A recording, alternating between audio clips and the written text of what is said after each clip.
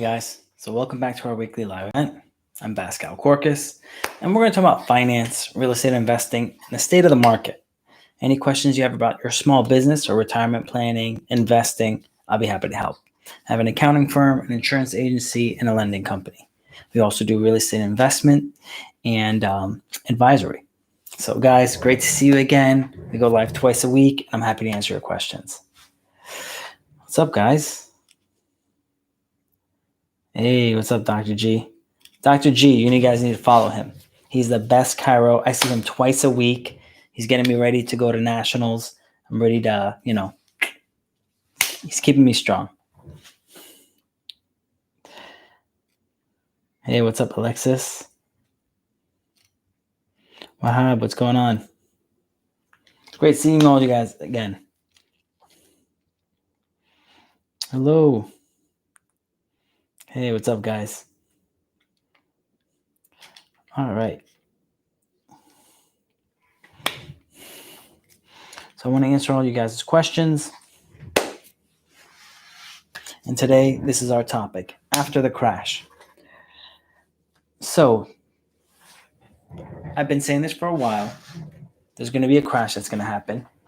And the real estate market's going to go down. The stock market's going to go down. It's going to be about May 2021 is when we're going to start seeing all of the forbearances are going to be over. The housing, there's going to be a large amount of properties going on the market for foreclosures. It's going to be a great opportunity for those that are ready to buy. At the same time, with all this negative news, stock market's going to go down as well. So guys,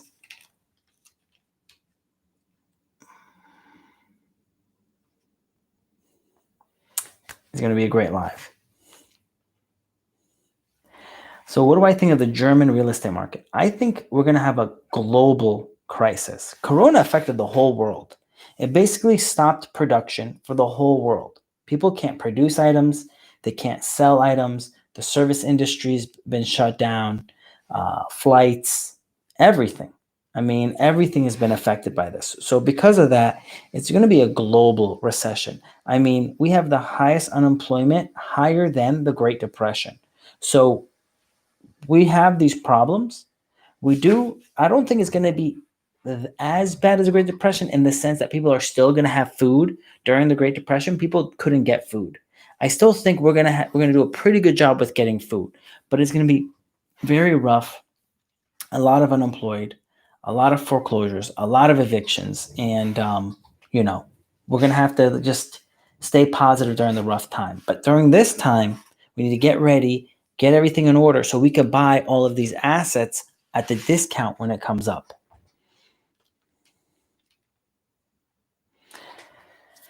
All right, lots of great questions here. I'm just going to just rapid fire real quick. What is the best, fixed rate or adjustable rate mortgage? I'm going to say fixed rate, 30-year fixed rate mortgage. The rates are super low. You want to lock that in because the problem is in 5 years, if for some reason the whole financial system kind of freezes up and you can't refi, you don't want to be stuck in that position if you have a 5-year adjustable mortgage. Great question. What's up, Lemon? German market, I think the whole global system is going to be frozen. So it's a great opportunity for those who have cash and good financing in order.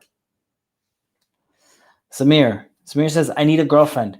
Samir, I'd love to help you. Maybe one of my followers is a single lady. She might be into it since you're into finance. She's into finance. It might work out. Well, we'll see. What's up, Gabriel? Marty, Val, what's up? What's your advice to overcome the fear of getting the first rental property? So I'll be honest, it is. I say a big part of this game about investing is the gut. You have to build a strong gut. And the only way you're going to be able to build a strong gut is by studying, right? If you're going to, like I used to flip coins, video games, Pokemon cards, comic books. I used to flip a lot of different things. And the one thing that really helped me be able to pull the trigger is really studying whatever I'm planning to invest in. And the more you study, the more confident you're going to become. I'm telling you, bro, just study your market. So when I'm studying my market, I mean, I literally look at all the real estate in my area And I can tell you what it was bought for, what it was sold for, what was the price before '08, what the price was at '08, what happened in 2011, and then so on periodically what happened in the market. So I literally know it. But if you go to Gary Vee and you listen to Gary Vee and he talks about like going to like garage sales and finding stuff and flipping them, it's literally the same thing. He studies his market. He knows what collectibles are worth, and then he knows what he could resell them for. We're doing the same thing, except with housing. You could do the same thing with used cars. You could do the same thing with coins, video games, any collectible. Stock market, the value of something, right? There's a true value, and then there's what's being sold for. So as long as you're buying it for less than its true value, then there's margin for you to make money. And that's what's really about. But you need to know what you're studying. You have to know what you're getting into, and you're going to do well. Hey, what's up, everybody at YouTube? What's up, Ray? All right. Take on renovation loans. Yes, you can get a renovation loan. It's basically a hard money loan. It's really important that you do it quickly, because if you're taking on a hard money loan or bridge debt and the market freezes up, when the market crashes in May of 2021, I think the market's going to freeze up. Lending is going to get difficult. So if you can't refinance, you're going to put yourself in a hard position. We're talking about finance, guys. All right.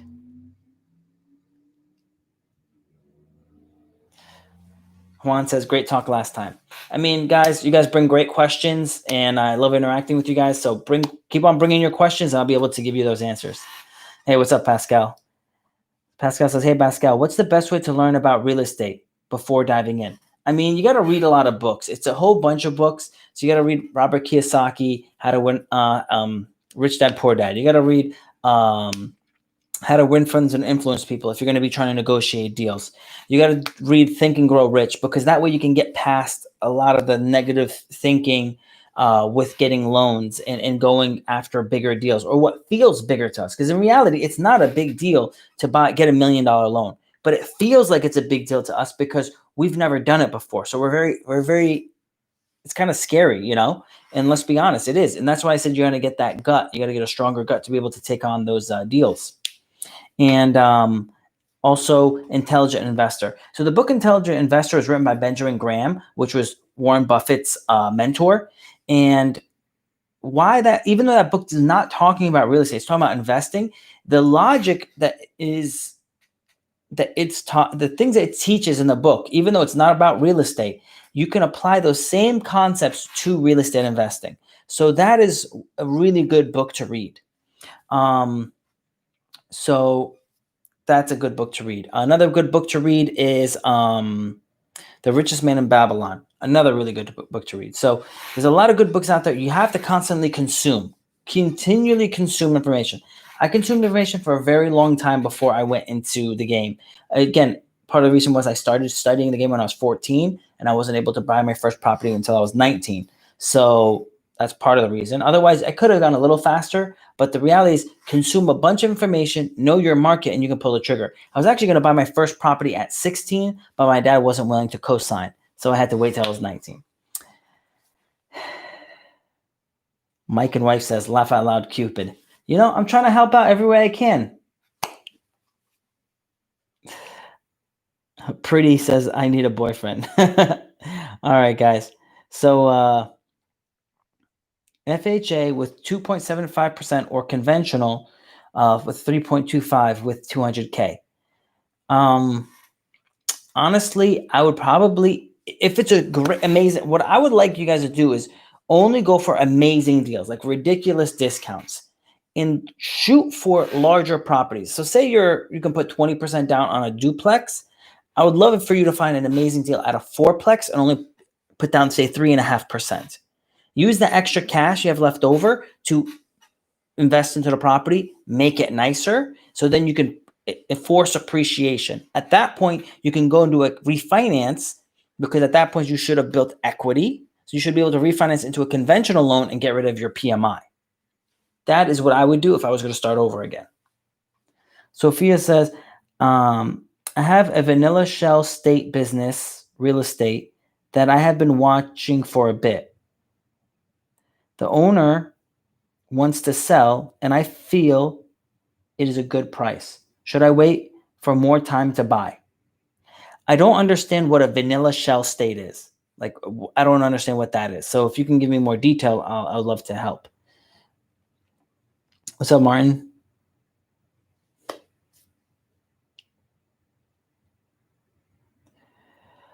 Love from Nepal. What's up in Nepal? Hey, thanks for all the hearts and all the thumbs up, guys. I appreciate that.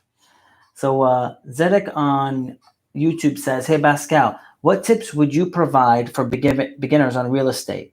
Can you provide like a little step-by-step? So the number one thing is know your market, study your market, understand what is a good deal. So you have to know the difference. If you're looking at a property, right, it's really important to know that there is a price for a property that's not fixed up, and then there's a price for it fixed up, right? That's very basic. If you, right, you're like, of course, Pascal, the nicer property is going to be worth more. What you need to figure out is what is the cost difference to make this ugly duckling look pretty. And if you can find a property cheap enough to make it pretty, and then there's still money left over, that's the deal you want. And you're going to have to look at a lot of deals to figure that out for your market. The other thing you need to figure out is what is the rent for the ugly duckling, and what is the rent when the property is pretty? What is that difference? And when you figure out those four numbers, and you could do that again and again and again very quickly, like within minutes on different properties you're looking at, you'll then have the skill set to be able to know what is a good deal fast and be able to buy that property faster than someone else.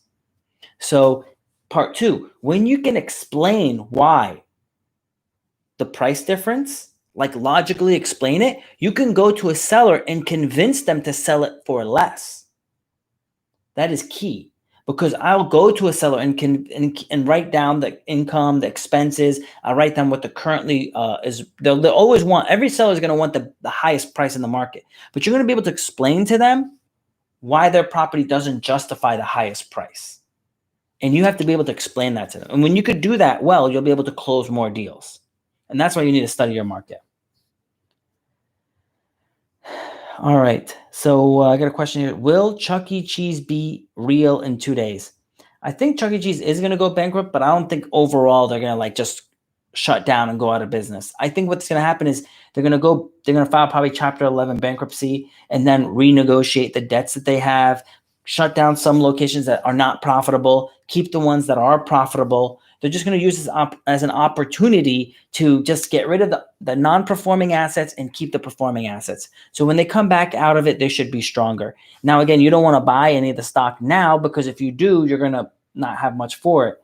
So just be very careful what you're investing in.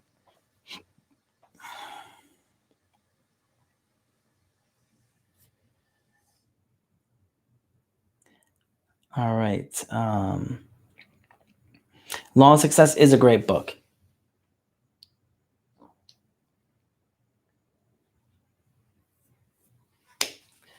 If you have a 690 credit score, can you put zero down? So in America, we don't have actually zero down loans. We have what's called FHA loans that are 3.5% down. And you can get assistance for the 3.5% loan from like local non-for-profits or city ordinances might have some type of special program for first-time home buyers. So there is a lot of opportunities to be able to get and find help for the 3.5% down. You can also get seller's credits to help with the down payment, take money out of your 401k for the down payment, or get family assistance for the down payment. All those are options for the down payment to get your first property. So given that, can you get a loan? Can you get an FHA loan with 3.5% down with a 690 credit score? The answer is yes. The minimum credit score right now for an FHA loan with 3.5% down is 680. So yes, you should be able to.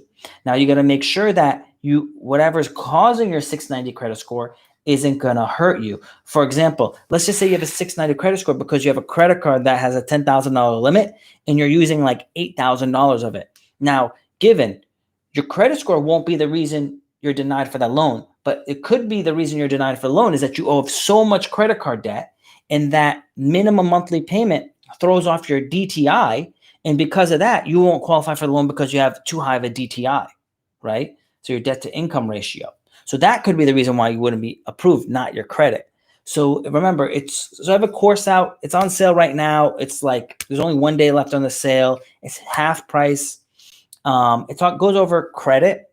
It goes over tax returns. It goes over loans. It goes about how to find a deal, close a deal, negotiate with the seller. And it talks about how intelligent investors think. So this is basically the information that took me from 0 units at 19 years old to 23 units by the time I was 23 years old. So it gives you that knowledge, the financial knowledge to be able to take you that far.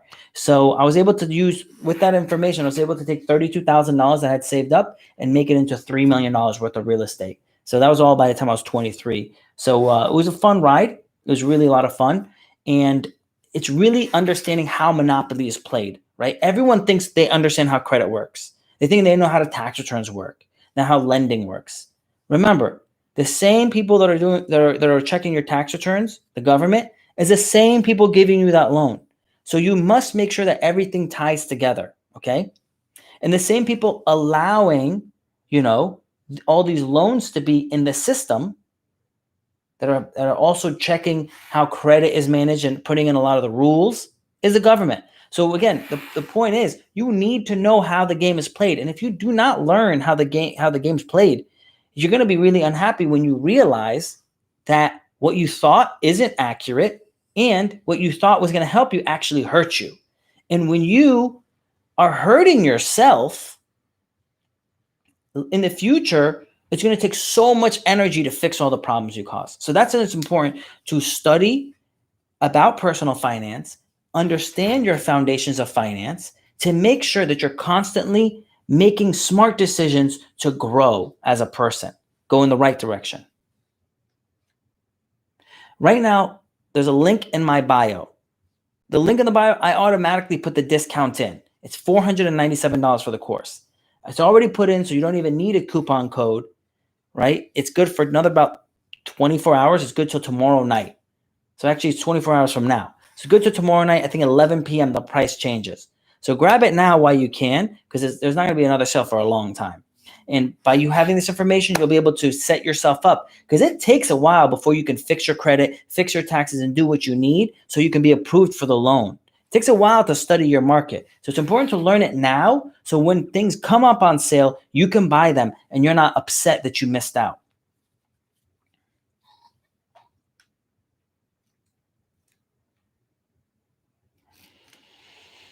Hmm. 64 Crizzle. Do you love me? Yes, I love all you guys. I'm really here to help you guys out. Again, ask any questions you want. I'm more than happy to help. What are Fannie and Freddie? So Fannie and Freddie are government organizations that have different loan products available, and they actually, package together, do mortgage-backed securities. So they're basically different government programs that offer loans or back loans.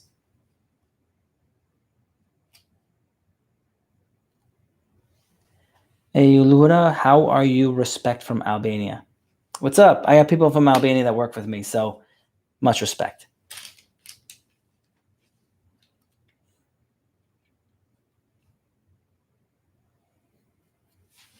Got some questions here on YouTube. Zedek says, in regards to diversifying your investments, how can you actually do this in real estate or do that in real estate? So one, personally, I have a lot of residential rental property. So what's awesome about that is I diversify it by the different tenant types I have. So for example, I have a section of tenants that are actually Section 8 tenants. The money is paid by the government. So in a good economy or a bad economy, they're still getting paid. So their money's still coming into me.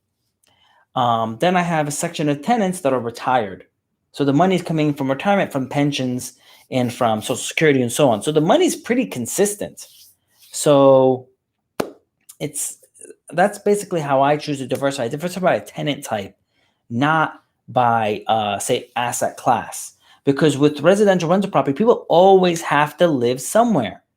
When the real estate market went down, as long as you're not renting in the hood, when the rental properties, the market went down in '08, my rental income went up because people had to move out of their house and they started moving into rental property. So if you have C class and B class rental property, you're going to be in a very good position because when times are good, people move up to B and C class. And when times are bad, people move down to B and C class. So you're always going to have tenants. So, and then also I invest in rental property, but you also can invest in commercial. You can invest in different type of rental property. So you have options. I also invest in like silver and gold. So those are some other options that I invest in. Lucy says, hi, Pascal. Nice to see you. Nice to see you too, Lucy. All right. So FHA 203K loan. So that's fine. But remember, you can't do a major remodel with an FHA 203K loan. It's only roughly $60,000 that they give you. Sometimes I think they go up to $80,000 on the remodel budget. 2, you have to do as a general contractor and ones that they approve. So I've heard that they charge a lot of money. So it is an option, but you have to be very careful that it's not the loan you get isn't what really matters, is what I'm trying to get to. What matters is, did you buy a good deal? Because if you buy a good deal, then you could do you can make a lot of mistakes and overpay in a lot of different areas and still make money. So from there, kind of be considerate. Okay, I got to pay more. You got to make sure you do budget properly because again, it does cost a little bit more using a 203K loan for the remodeling.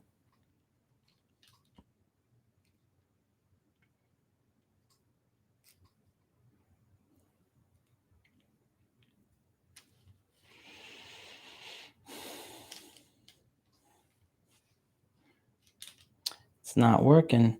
So if anyone's asking to go live, I'm trying to accept, but I got like 4 or 5 people want to go live, but I can't accept them. It keeps on getting declined. So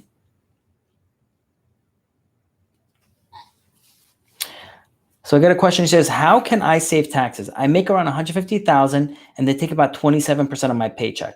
So a really simple way to save taxes is to invest in real estate. So let me show you something here on the board.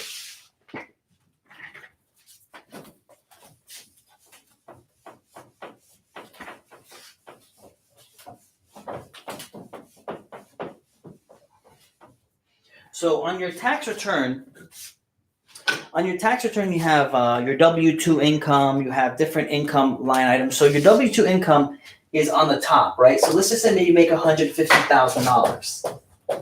And this income's subject to Social Security, Medicare, and income tax. Now, if you are a real estate investor like myself, you have on the Schedule E, you have your real estate income. So on your real estate income, it'll go into this section here on your tax return. Now, in your real estate income, you have the rental income, then you have the expense. Well, you have another thing that's called depreciation. Depreciation is basically you're saying that the building that you own and the things that you upgraded is losing value each year because it's being degraded, right? Your AC unit isn't as good as it was. The roof, the walls, everything else is kind of like losing value. In reality, it's not actually losing value. The property is going up in value. But for tax purposes, you're allowed to have write-offs as depreciation. So let's just say you have minus $10,000. So in this example, even though your income and expenses, you're profitable, but you have minus $10,000, the net amount is say minus $5,000. You didn't actually lose any money, but you can put minus $5,000 here. So now you're only taxed on $145,000. What that means is since you paid taxes for $150,000, the federal government is going to be giving you money back. You're going to get a refund for some of your money being a real estate investor. Now, in reality, if you make $150,000, you should be investing with people or buying properties yourself that are large enough to get you significant discounts, right? So if you are doing that, you won't be negative $5,000. It'll be negative $50,000, which then will bring down your income to $100,000, and you're going to get a significant return on your money. Now, the 27% of $50,000, that's going to be a nice chunk of change. I think that's roughly $13,500 you're going to be getting back on your taxes. So not only are you making money from that real estate investment, you're also going to be getting money back on your taxes. Now, again, you'll need to have an accountant that specializes in real estate. My accounting firm actually helps clients across the country, and we have some international clients as well. So if anyone needs help with taxes and solutions on high tax bills, we're happy to help. All right. Tony's question is, how do you study your market? How you study your market is by seeing how much things were bought and sold, not during just this time period, but over the last few years as well, maybe the last 10 years. Also see how the rental market has changed. What is it rented for a low-end apartment in the same area? What is a high-end one bedroom in the same area? You need to know exactly what the differences are to see, is something worth buying that is kind of an ugly ducking, that has not been remodeled? And if you remodel it, how much would the rent go up? How much would the value go up? And by you finding the right property and buy it at the right price, you can make a lot of money that way. So what I do is I bought a fourplex. Let's just say I bought a fourplex, say 6 years ago, 7 years ago. I bought it for like $180,000. I upgraded all 4 units. The rents went from about $500-$600 a month to about, now they're around $1,100 a unit. And because the rents went up about $500 per unit, that's $2,000 a month, the property value went up. And now the property is worth about $550,000. With rental property, it's based off of mostly the rental income you're bringing in. Now, if you're under 4 units, it's also based off of condition and neighborhood. So that's the other thing you need to remember. If you're buying in a low-income neighborhood, if you make it beautiful, that doesn't mean the area can afford to pay that rent. So you have to keep that in mind. And if you make it beautiful, that doesn't mean anyone in the area can afford to buy that property. So there's a certain ceiling there is when you're talking about the residential side of things. When you start going to the commercial side of things, that ceiling kind of disappears. There is still a slight ceiling, but it still kind of disappears along the way. Great question, guys.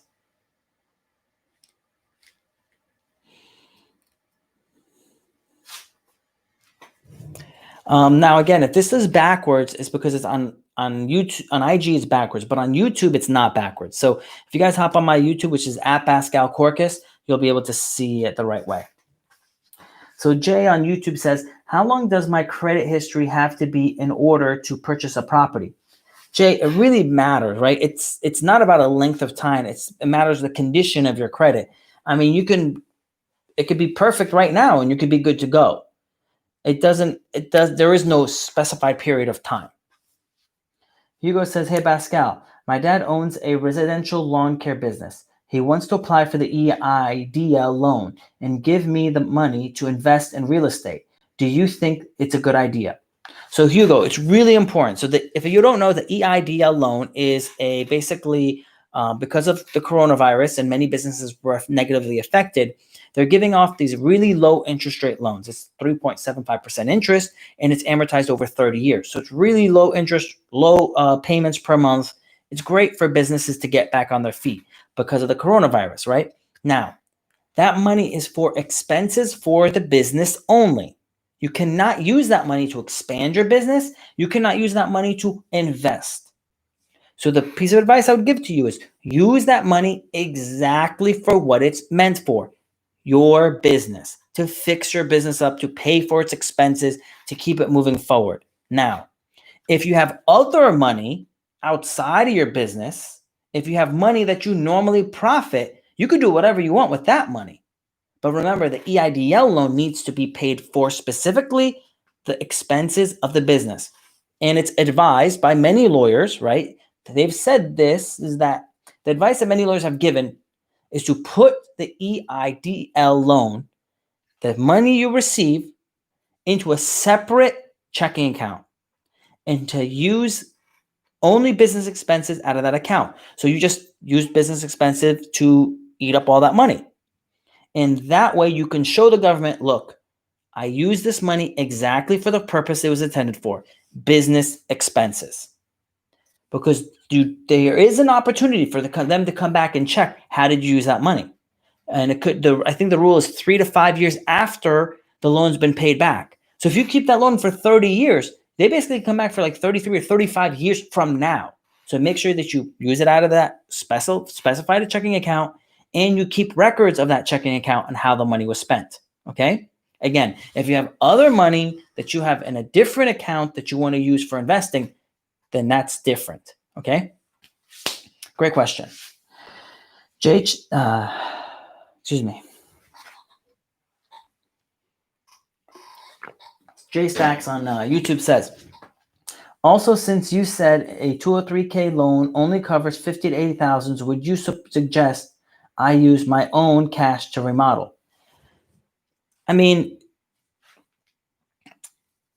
you can use your own cash to remodel, but remember, if you buy a property that is severely damaged, there is no conventional loan that you're going to get. You're not going to get a 203K loan. You're not going to get any type of loan if it's severely damaged. So you would have to go into probably like a hard money loan or pay all cash for the property. Those are both options.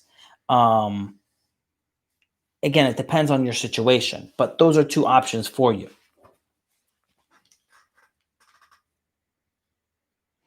Let's see if going live works again.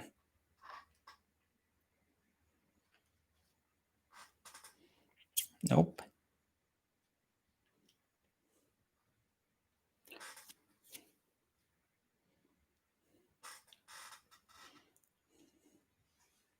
So again, same thing, CAD. Look and study your market. Hey, what's up, brother? You're live.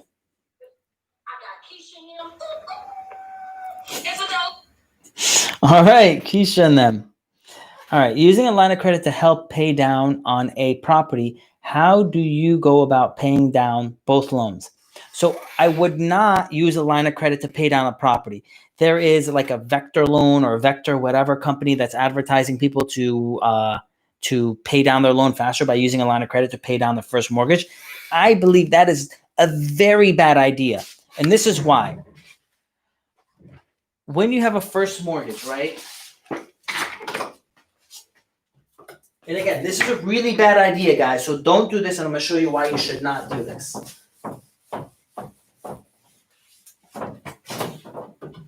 So you have a first mortgage, right? And you owe like 200. This is like a shitty. So you have your first mortgage, okay? First. And you owe like 200K. And the monthly payment, we'll just say it's like $1,200 a month.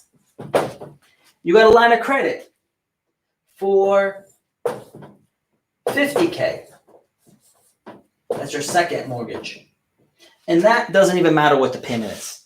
So what they're trying to tell you is put every single dollar onto the line of credit to pay it down, pay it down, pay it down. So it gets lower and lower and lower. Then you use this 50K line of credit to pay down the 200K loan. So now you don't owe 200 anymore. You're only 150,000. Okay? And this is on a $250,000 property. So now you owe 50K on the line of credit because you use your line of credit to pay down your first mortgage. Now you're supposed to pay down this line of credit again. And supposedly you could do it faster since you put every single penny towards this. The reason why this is a bad idea. One, when the market crashes, not if, when the market crashes, whatever this line of credit is, they're going to cut it. And they're only going to give you, say, 25,000 or 15,000 line of credit. So they were trying to tell you to use this line of credit like it's your savings account.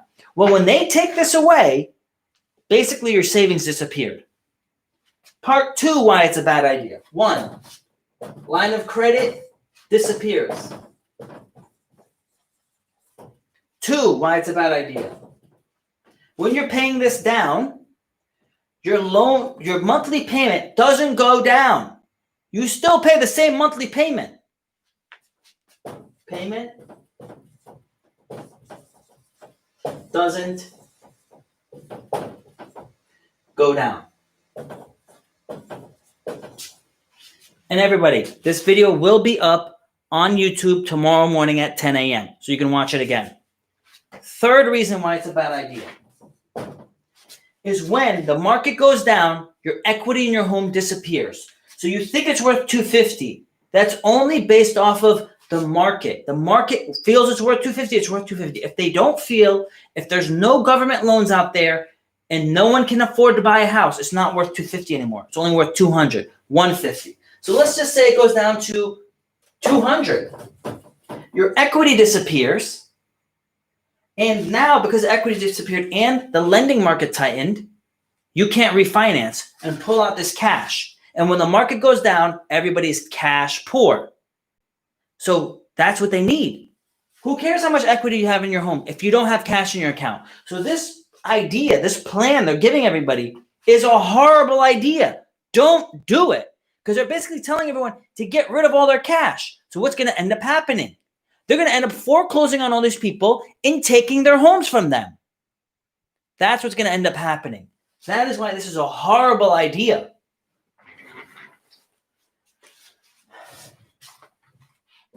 Value lost. So sometimes I get a little passionate because I think that when people are kind of scheming, I don't like it. I'm a student of finance. I mean, I fell in love with it when I was 14, studying stocks, studying real estate, studying the game. I worked at the bank when I was 19 years old. I worked for Citigroup, did anti-money laundering, worked for PricewaterhouseCoopers doing accounting, worked for an oil company as the head accountant. I owned my own insurance agency, accounting firm, lending company, real estate investment company. So I love this. So when I see people trying to lie, cheat, and steal and mess with people in my game, I really don't like it. You know, there's a lot of honest, genuinely good ways you could make money and be comfortable and be wealthy. You don't have to lie, cheat, and steal to make it. Why don't you use a projector? Bro, I'm really just trying to help out. I'm not that tech savvy in that way, you know? So I'm just trying to do what I can. Anybody who wants to come to my office and set something up for me, I'm more than happy to take the help. All right, so Jay Stacks on YouTube says, if I spend 20% of my first property, can I still get an FHA loan on my second property? Technically, you can, but you can't, right? You have to have a good reasoning to do this, right? You have to have a good reason to do this. So it's very hard to get a second property as an FHA loan. Emmanuel CPA says, how do you go about paying down properties? Emmanuel, I don't pay down properties. And I'll explain why I don't pay down properties and why I think it's a bad idea.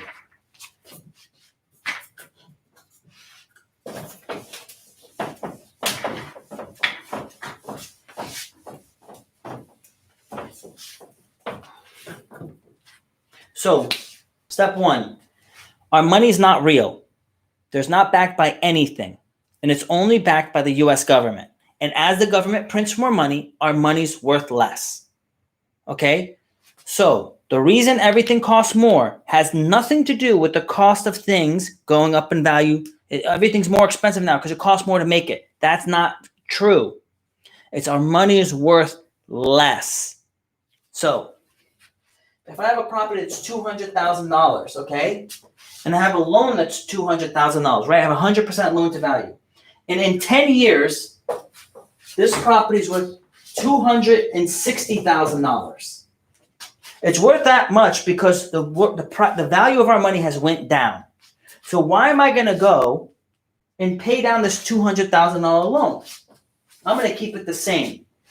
I won't pay it down because my loan is what, 3%? What's the inflation rate? 3%? I'm breaking even on my loan. I'm taking every dollar to save it up and buy another property because my goal is if I pay this down, it's not worth it. I'd rather save up another down payment so I can own a second property. So now I have a $60,000 difference.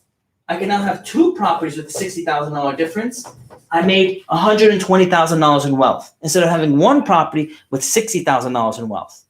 Now you're going to say, well, if I pay down the property for 60 grand, then I have another 60. That's incorrect because you're only going to roughly pay down the property for about 30 grand, maybe 40 grand. And that 40 grand in turn would make 60 grand. Instead of just having 40, you would have 60. There's a $20,000 difference there at minimum.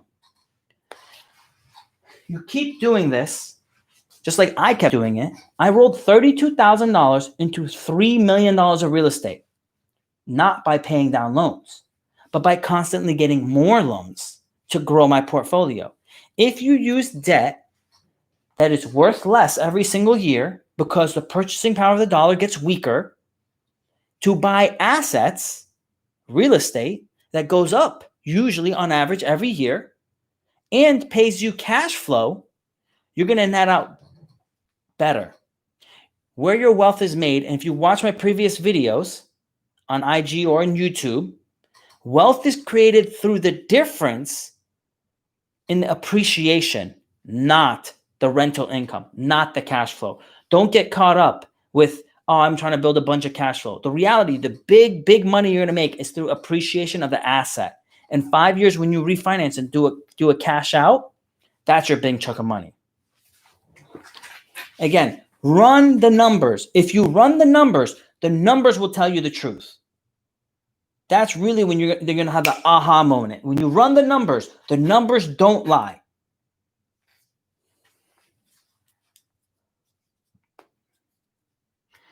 Daniel, what's up, Daniel? Daniel, when do I start doing loans, house mortgages, credit lines in 10 months or next year? I mean, like applying for them. So, I mean, really you're going to apply from once you start getting like the property, right? What matters is the property. That's the only thing that matters. It doesn't matter if it's an up market, a down market, a sideways market. The property is what matters. And that's what you really want to buy. And then I don't care what the interest rate is. Like I care somewhat, but if I find a fire deal, I'll pay 10% interest because the deal is what matters. And then I'll do whatever I have to do to fix the property up and refinance later. The deal is what matters. What is the process like on reporting income on rental property? You report it on your 1040 tax return on Schedule E. If you have the property in an LLC, you would then put the property on an LLC. The LLC would generate, if it's an 1120S LLC or 1065, it'll generate a K1. The K1 would then be reported on your personal tax return. It's not that hard if you're like an accountant that specializes in real estate like we are. So it's not hard. I mean, it depends on like what you want to do, and we can direct you either way. So again, guys, a lot of these questions, I go through them step by step in my course, Foundations of Personal Finance. It's on sale for like 24 hours is left. The sale ends tomorrow at 11 p.m. So get it. It's half price right now, and there's not going to be another sale for a while. So get it while you can. Study your market. Digest that information, because the sooner you learn, you can spend the next months getting all those things fixed, because it's going to take time for you to fix all the things and get everything in order. So when the deals start coming out, you can pick them up.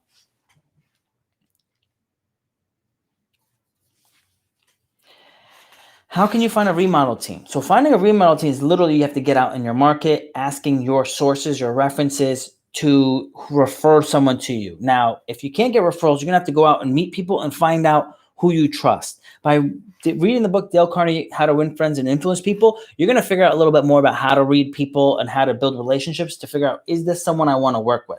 Because it's really important to have good people on your team.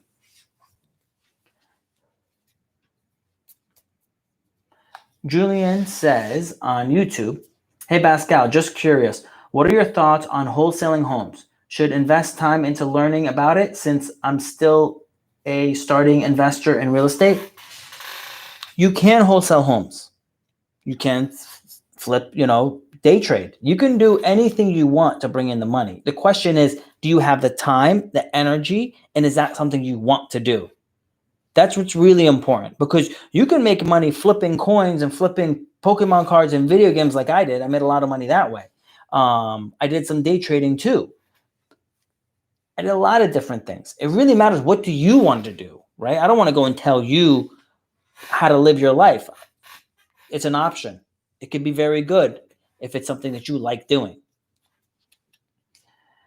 Hugo says, what is the current interest rate on mortgage right now? There's some 15-year mortgages at 2.75. I never advise anyone to get a 15-year mortgage. It's extremely rare that I would ever suggest that for somebody. Another option or 30-year mortgage is somewhere like 3.25. So they're basically, in my opinion, free money. Because if anytime your interest rate is like at inflation, it's like basically free money, because your inflation, which is basically how money devaluates, is at the rate you're paying. It's a wash. You're basically, again, getting free money and holding an asset that's appreciating, right? All hard assets I believe are going to go up a lot. Little Big Ray says, I went through the course today. Awesome. Ray, what did you think of the course? And again, it's not done right now. We have about 3 or 4 sections. We got a lot more stuff. You're constantly adding more stuff to the course, so there's more learning. What's up, Fredos? Tom Carty saying, man spitting straight facts. Thanks, Tom. Again, trying to help you guys out. Is 0.5% worth it on a 30-year fixed? What do you mean 0.5%? 0.5% is like free money. Now, again, I know in like Europe, 0.5%, there is loans that are 0.5%, 1%. In America, loans are roughly around 3 to 4%. Sometimes you can get a little bit less, but that's rare. How's my day? My day is going good. Spent a lot of time with my kids. Had a lot of fun. Went swimming. Got a headache. I'm tired. What was it like starting out? So, great question. It was exciting, like the biggest rush. Okay, it's like the biggest rush. When you're close on your first deal, it is like the biggest rush. 1, do not fall in love with the first property you look at. Look at 100 properties until you know what's a good deal. Okay, so in addition to it being like a huge rush, it's like also gut wrenching, because you're scared. You're like, oh my God, I just got this loan. I was 19 years old. I got a loan for like $142,000. This is like 15 years ago.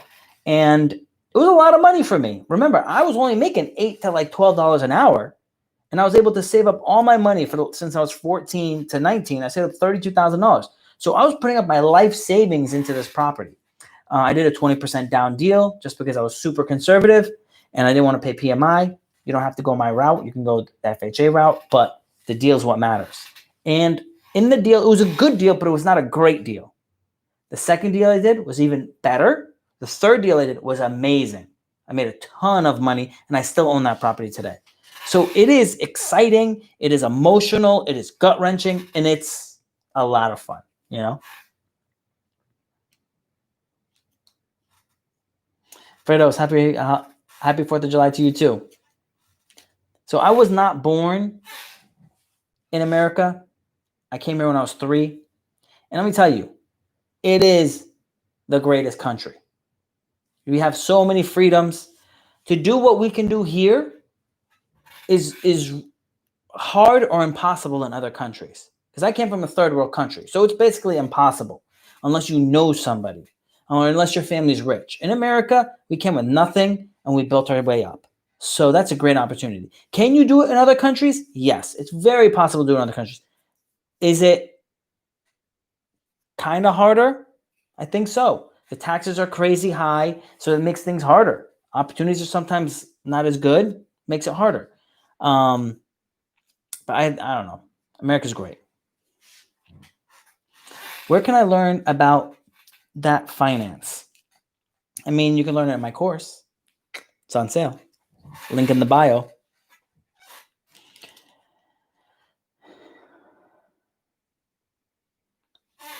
So how do you know what to invest in? How do you know is basically by studying your market. Like, first, you have to figure out what you want to invest in. You have to like what you're investing in.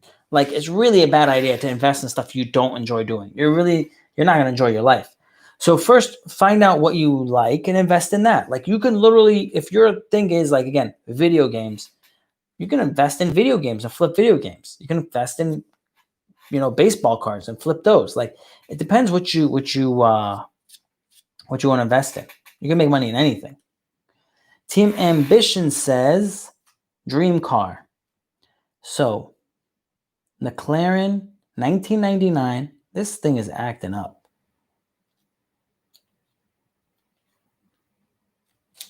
My dream car is the 1999 McLaren F1. When it came out, it was for sale at $999,000. Today, it's valued at $25 million. And when I buy it, it'll probably be worth $50 million. And yes, I will pay $50 million for that car. And I'll be like, look, Ma, I made it. And she's going to think I'm an idiot.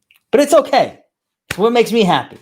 And again, if I buy a $50 million car, that means I'm doing very well for myself. God willing, my app does amazing. So we'll see how that goes. Well, I know it's going to do amazing. So it's all good. Very blessed. I really blessed. God's been very good to me. What do you think about MLM business? MLM business, I mean, I'm not really a fan of multi-level marketing. I don't know, I just really am not. Most of them don't survive. So you're investing all your energy into something that doesn't survive. Like a lot of times they're going to be like jobs, like sales jobs that pay a lot. Okay. And, this is the thing, like how I've thought. You can think the way you want to think, but this is the way I think. If you're going to have a sales job and it just gives you a lot of cash, but you don't learn anything, you don't grow as a person. Most of the time, most salespeople blow most of that money they make. So now you're like making money, but you're blowing it. You're paying a ton of money in taxes. You're not getting anything out of it. And especially if you're doing MLM, one, most people don't make a lot of money.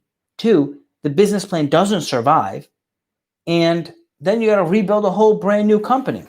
So it's like, what's the point of you constantly rebuilding something? It's better to probably build a skill set that you can constantly use that skill set and apply it in different areas. So if you did hypothetically lose your job, you can go somewhere else and use that skill set. Or if you did say lose your business, you can recreate your business with the skills you built. With an MLM, people are going to get like annoyed that you're constantly asking them to buy something with every brand new MLM company you're starting with, right? It's like kind of annoying. That friend that always has multi-level marketing companies. It's like calling you, hey, I haven't talked to you in like 2 years. You want to buy my shit? No, I don't. Sorry,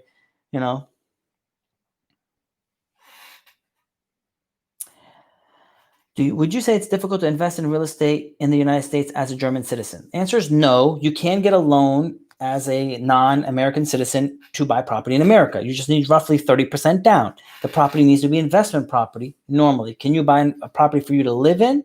Yes, you can as well, even if you don't have a social. Is it advisable? I don't think it's advisable technically because I wouldn't say that because you got to really know your market. Like it's probably a better idea for you to invest with someone else that's in the local market that knows what, the area, what is worth buying. The money you're going to end up spending in commissions and all the other stuff is just a lot. So might as well just invest with someone else and have them do the work. And you're going to make better money. So Capital, I didn't see your question. Please resubmit so I can answer it. It's raining hard outside.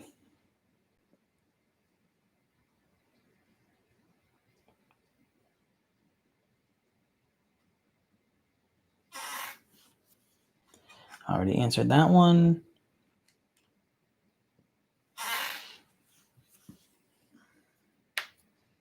Hugo says, what is the current? Oh, I answered that one. Emilio CP says, how many times is it okay to cash out on a property?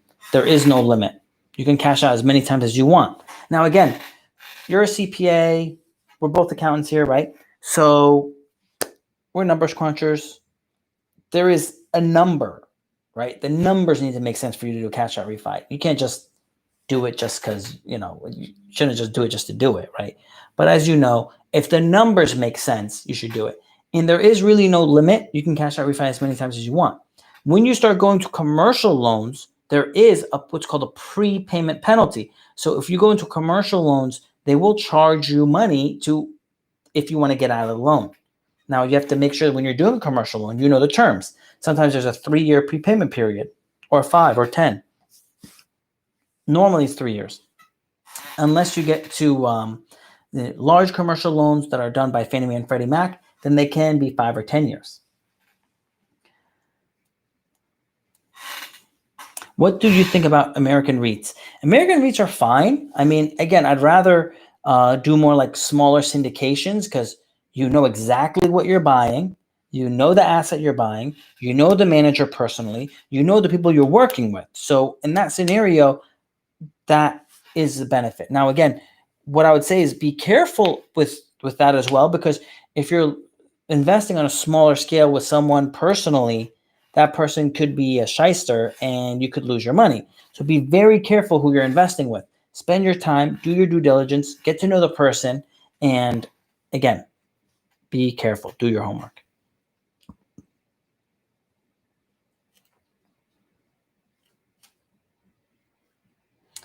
IG is giving me a problem here.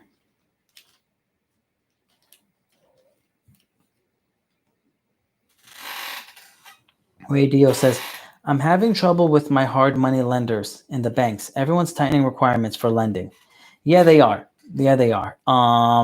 Right now, the last hard money loan I did, they were actually requiring 20% down instead of 10% down. And again, I have a long history. I have an 800 credit score. I got a ton of money in the bank. I could have paid cash for that deal, but I just didn't feel like it. I got a hard money loan.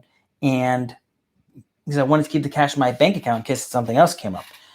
And they required 20% down, which I was like, that's crazy. I mean, normally it's only 10% down for the purchase plus remodel, both. But they required 20, and I was like, whatever, I'll give it to you. They did give me better interest rates, right? They gave me 8.5% loan, right? So that was good. That's very good for a hard money loan. So yeah, it is what it is. People in the industry know the market's going down, right? They're not surprised. They know it's going down. Getting money to open a restaurant, gone. Retail, gone. Office, gone. Like, it's extremely rare to get any of those loans now. Like, they literally just said, most of the people are saying, no, I'm not doing it anymore. Like, they're not offering it for a while. So, that's why get your cash together, build your credit, set up your tax returns, because you want to be ready when those deals come. You're going to be available to buy them. Again, my course is on sale for 24 hours more. Get it while it's on sale. I've had a lot of people DM me about it. I don't want you to pay full price. I'd rather you just get it at the discount, right? I want to help as many people as possible. So stick with it. Great deals are coming.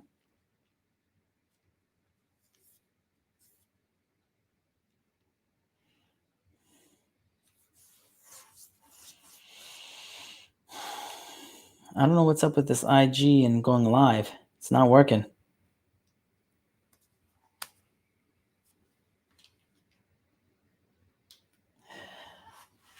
K2Y says, I live in Queens, New York. Is New York a good place to invest? No. K, please answer this for me. How many people are currently behind on their rent in New York? And how long can they go without paying their rent? 12 months. So if you're a landlord in New York, you got 12 months that you're not going to get your payment. But you still owe your mortgage. You still owe the taxes. You still owe the insurance.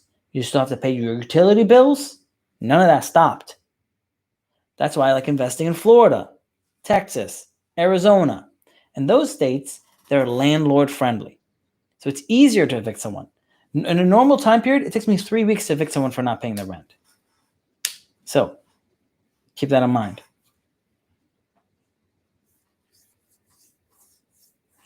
What is a good method to reinvest in your financial portfolio if you have under a 401k in your portfolio finance investment portfolio? If your finance was investing investments that are in portfolios. Simple answer is this. You can do an in-service distribution, if they allow it, to take money out of your 401k into a self-directed IRA. At that point, you can use your self-directed IRA to invest into real estate. So you can invest part of a real estate group to buy properties.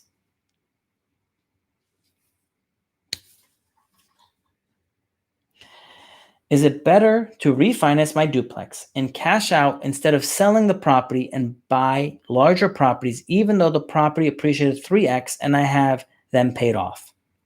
So one, I could easily run numbers why you shouldn't have any properties that are paid off just because of the the appreciation you'll be able to get by leveraging properly, the cash flow you'll be able to get by leveraging properly. Two, if the property 3x'd for a good reason, then it could be good to keep it. But if it 3x'd for the wrong reasons, then that just means it can crash just as hard on the way down. Because just as fast as it went up, could be just as fast as it goes down. So don't think that a 3x that you're solid, that you're bulletproof. Just what is the reasons behind the 3x is what matters. And your cash flow will determine if you should do a cash out refi and or not. Okay, the cash flow will determine if you should cash out refi and keep it. If the numbers are not good, then it'd probably be better to just sell it and then buy a larger property. And also, it's a good idea to normally sell a property. It's a good idea to sell a property if you've lived in it for 2 years or the last 5 years, because when you sell it, you shouldn't be paying a capital gains on that up to $250,000 for an individual and $500,000 for a married couple. How much is it? My courses right now is as a half price. It's $497. 211 followers and only 41 people on the live now. People sleep. You know what, brother? There's a little paper plane on the bottom. Send it out. Tell your friends to come join. Let them learn. Because the stronger your group gets, the better. So Kay, I asked her, how many people are not paying their rent in New York? She said, man, a lot. And what can you do about it? Nothing. So good luck to the landlords in New York, LA, California, Chicago. Good luck to them because it's going to be tough. There's going to be a lot of landlords going under soon too. Can I be in your live, please? Yes, you can. Just request to go live. I don't see your request.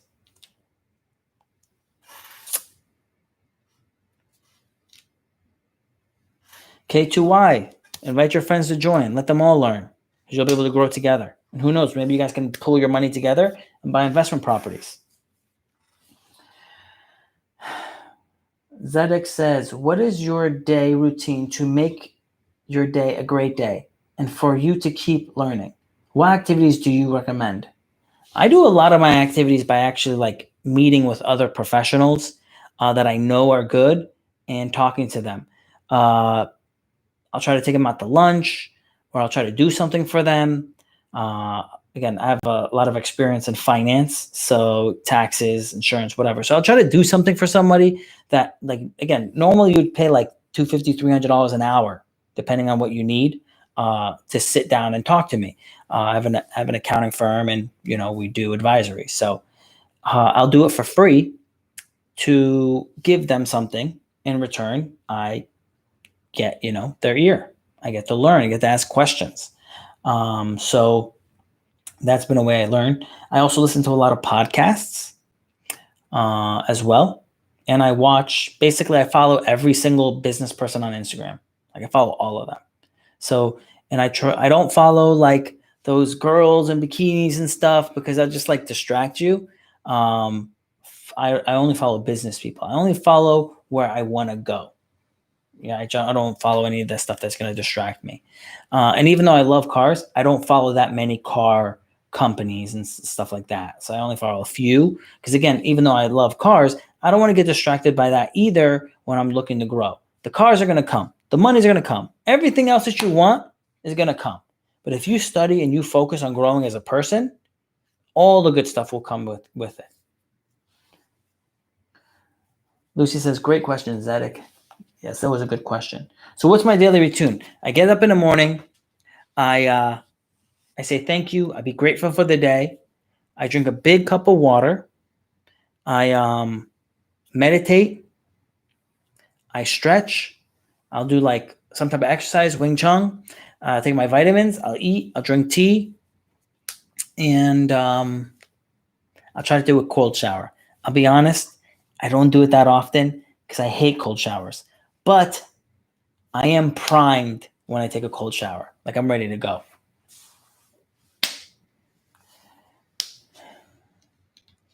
Hi, I'm from Edmonton, Canada. I have a question here. The multifamily buildings are not less than 700K. What else could I buy to maximize the rental flow? I have been approved for 450K. So, Zahib, one thing I'd look into is maybe you can afford a 700K multi-unit. Well, part one, after May of 2021, the property value should fall hard. And you're going to see they're constantly going to fall. And they're going to stay down for a while. So you're going to have opportunity then, one. Two, you might be able to afford a 700K loan because with a multifamily property, many times the bank will add in the extra units income towards your income, which makes you be able to qualify for a larger loan. So don't just automatically discount it because your income only justifies a $450,000 property. You could be able to qualify for a larger property with that second unit's income. Again, part two, market's going to go down after May 2021. So it's a great opportunity for you to buy. And I really want you guys to hold me accountable and watch these videos because I really want you to see how I called it. And so everyone knows I'm right.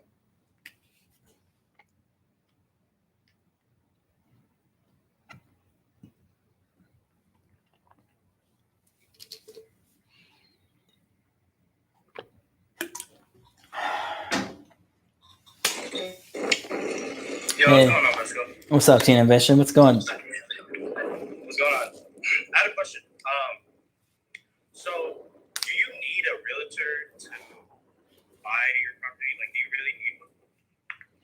No. No. Why is that? How like, put me through the process if you can. So simply put, I'll give you an example. The first property I bought, I did go through a realtor. I had a realtor, the seller had a realtor. So if it's on the MLS, in America, we have the MLS, multiple listing system. You would need a realtor. Either you're going to use your own realtor or you're going to use theirs. So depending on the scenario, you might use theirs or might use your own.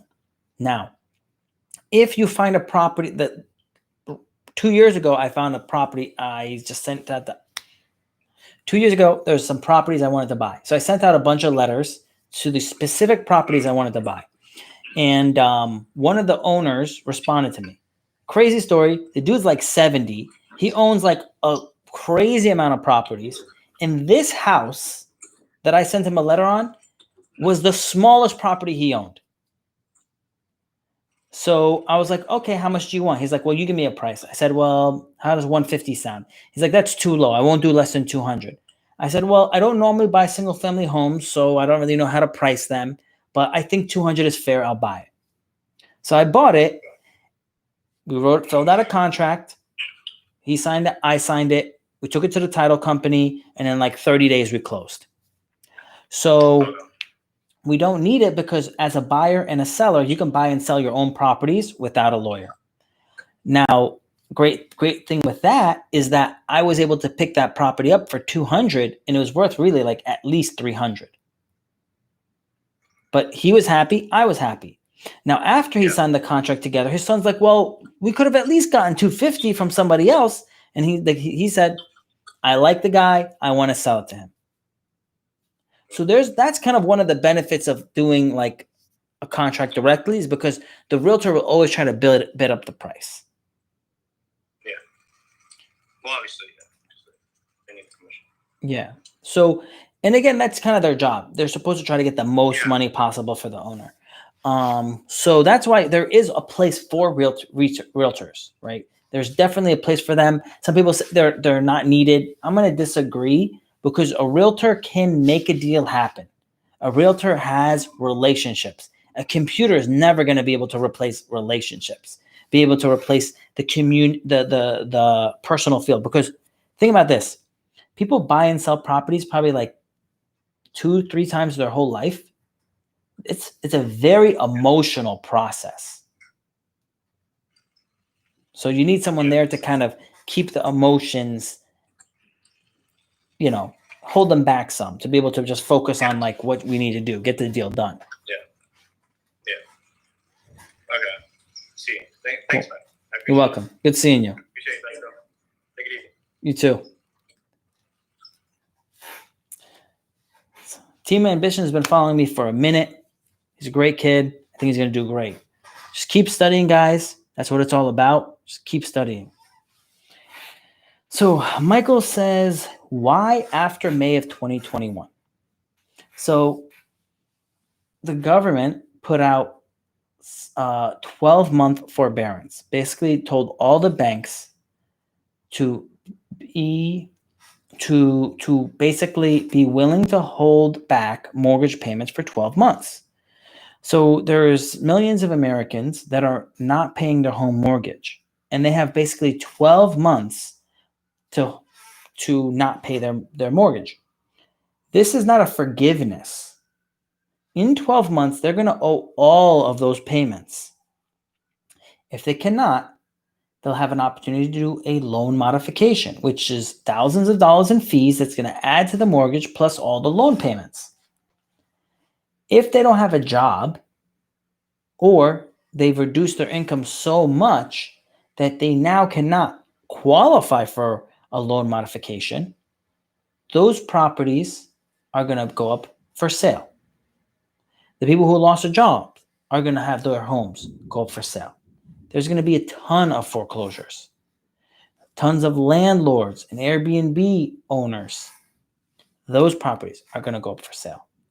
It's going to be tons of properties for sale in LA, Chicago, New York, anywhere that's like by the water. All of those properties are going to go up for sale because the money that they need to cover their expenses is high. Most businesses are going to go out of business. Those owners that own probably homes and other rental properties, they're going to lose those as well. So it's going to be a significant crash. I mean, again, the unemployment rate is worse than it was in the Great Depression. Like, it's going to be bad. So May of 2021 will mark the 12-month period of the forbearances. So they're going to have to start paying again. If I'm approved for a loan, how long does it stay approved? If my credit goes up, can I approved for more? So the approval rate is normally good for about 90 days, but they still verify all your information like a couple of days before you close. So normally your interest rate lock is once you lock your interest rate, that's kind of when you lock it up, right? That's when it's set.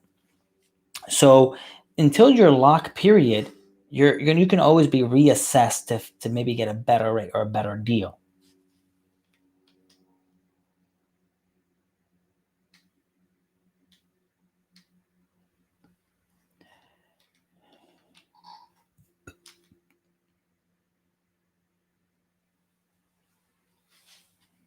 What do I write in a letter to an owner to make a deal?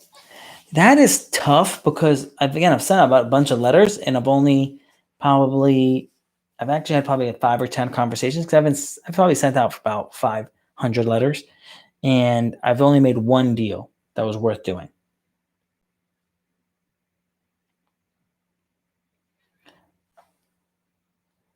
Where's your research from?